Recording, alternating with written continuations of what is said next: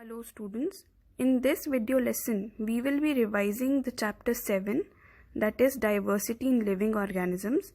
We will revise this chapter by doing the NCERT in text as well as exercise questions. The first exercise of the in-text question is on page number 80 and its first question is, why do we classify organisms?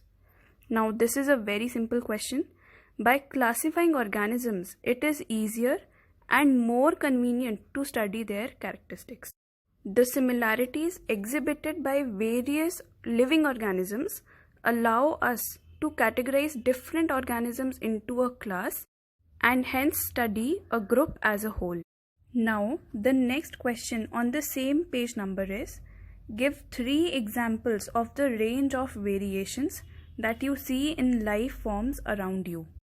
For this question, you can give any 3 examples like the microscopic bacteria, which are only few micrometer in size, the blue whale, which is the largest mammal present on Earth, and redwood trees of California, which are around 100 meters tall.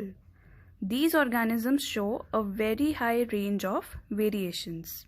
Moving further, the next exercise of in-text questions is on page number 82 and its first question is, which do you think is a more basic characteristic for classifying organisms? Part A, the place where they live, or Part B, the kind of cells they are made of, and why? See children, the habitat can have species with different characteristics living together harmoniously. So, it cannot be a basic characteristic for classifying organisms. Therefore, the most basic classification of organisms should be established on the kind of cells that they are made up of. This is because the organisms with nucleated cells have their pathways organized in a very different way than the organisms without nucleated cells. This means we will classify them on the basis of whether they are prokaryotic cells or eukaryotic cells. The next question of the same exercise is very similar to the first question.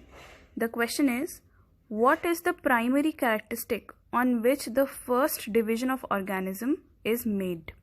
As we have just studied, the basic characteristic on which organisms are primarily divided is the nature of cells. It is broadly classified as prokaryotic cells and eukaryotic cells, which furthermore is classified into subclasses. The last question of this exercise is, on what basis are plants and animals put into different categories? Now, there are 2 main bases for the categorization of plants and animals. The most fundamental consideration of classification is the presence or absence of a cell wall. As we all know that plants have cell wall, whereas animals do not have a cell wall. The next most important criteria is the mode of nutrition, the mechanism through which the living organisms acquire their nutrient is used as a base for classification. Plants can make their own food, but animals cannot. The next exercise of in-text questions is on page number 83 and the first question is, which organisms are called primitive and how are they different from the so-called advanced organisms?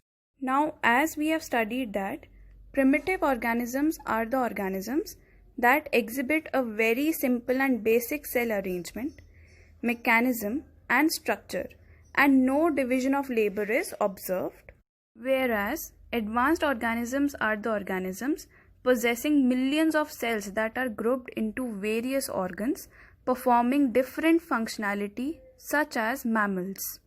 Now, the last question of this exercise is, will advanced organisms be the same as complex organisms?